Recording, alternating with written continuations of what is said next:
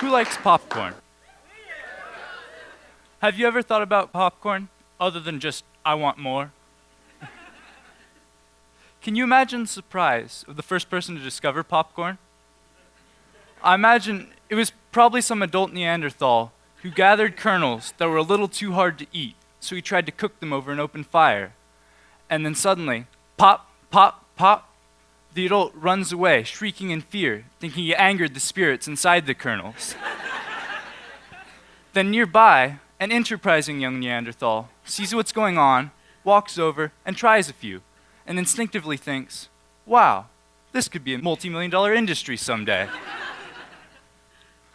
What the adult Neanderthal didn't realize was that the kernels he'd harvested had just the right hull thickness and just the right moisture content, about 14%, so that when they were heated to 347 degrees, pressure built up from water expanding, and there was over 135 pounds of pressure per square inch, and the kernels popped. The science of popcorn is cool. This is actually homegrown popcorn. You can see me harvesting it here. And back when I was planting, if I'd known I was going to be speaking at the TEDxYouth event, I would have grown a little more. But we'll still pass it around and see how far it gets. No problem. And make sure and pass it. Now, for the people in the back, not getting popcorn is no big deal. But there are over 870 million people who are hungry right now.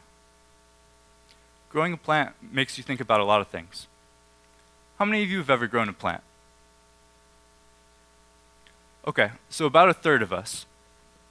We live in the Midwest, though, so our numbers are, or should be higher than most places in the world. Many people have never grown a plant. They think that food just happens. Now, can you imagine a world where everyone grew at least one nutritious plant, a fruit or a vegetable, like tomatoes, beans, strawberries, or eggplant? And no, eggs don't come from eggplant. Instead of going on and on about March Madness, their favorite basketball team, how their bracket's doing, people would talk about the hunger season, the season that makes the most difference in people's lives around the world. People would put up pictures of their plants on Facebook. They'd go to conferences about plants and read books like What a Plant Knows. These are actually things I've all done. And if there's ever a reality TV show like Extreme Vegetable Growers, I want to be on it. I've had a garden for as long as I can remember, and I really got serious about growing when I was 12 years old. I started a vegetable business with my younger brother on 2/3 an acre called the G Brothers Ag Experiment Station. We chose the name because we experiment with growing practices, soil enrichment, weed control, and more. You can see it here. It's not too much to look at, but I love it. And the money has never been consistently high, but the learning's always been good. My family's income and health doesn't depend on how well I can grow vegetables, but for many people in the world, it does. Can you imagine if your life and your family members' lives, not just quality of life, but actual life, depended on your harvest season? By growing vegetables, I've realized that the harvest season is tremendously more important than any other season. When you grow vegetables, you realize that seeds are magical. One kernel, with the proper patience and care, can turn into hundreds, and eventually to millions. Soil becomes more than just something to walk on. There's so much going on in the soil that we don't even know what we don't know. We're able to send space probes 11 billion miles away, but the furthest we've ever drilled into the earth is just 7.5 miles. There's a lot of work we need to do to understand soil. Water, it's something that you think about really only when there's too much or too little. But with the recent rains, instead of complaining about how dreary it is outside, I say, thank you, O great rainmaker in the sky, free water, and I don't have to haul it. Bees and other pollinators become friends, and I want to help every little friend that I see. Because if I don't have enough pollinators, then I have to pretend to be the bee. And skipping from flower to pollinate them all by hand is only fun for a few minutes. But the insects that eat my plants, those become enemies to be fought.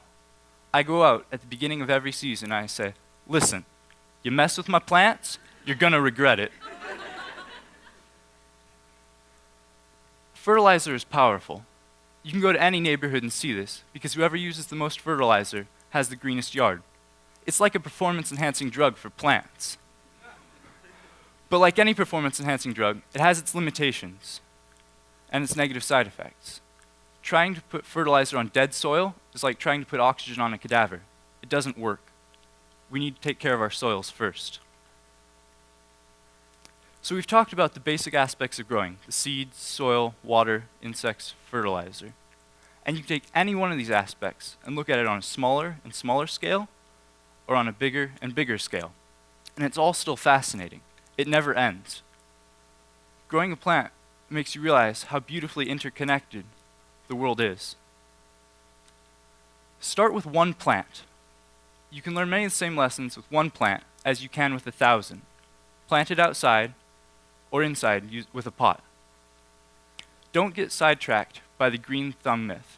Anyone can do it, and very few people actually have a green thumb.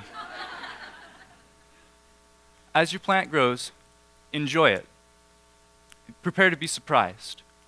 The main thing is to get started, because the action of growing a plant will lead to knowledge, which will lead to understanding, which will lead to better action, and the cycle continues. Start with growing a plant, and the rest follows. Because when you grow a plant, it motivates you to make changes that benefit the environment, like scooping up earthworms off the sidewalk after a big rain so you can take them home, put them in your garden, going to great lengths to compost everything possible, and also doing dishes in the bucket during droughts so that you can give the recycled water to your plants. The funny thing about growing is that we think we're doing it to grow a big tasty vegetable. But more importantly, we're learning deeper lessons about nature that will prepare us to deal with bigger challenges, like feeding a growing population while adapting to climate change.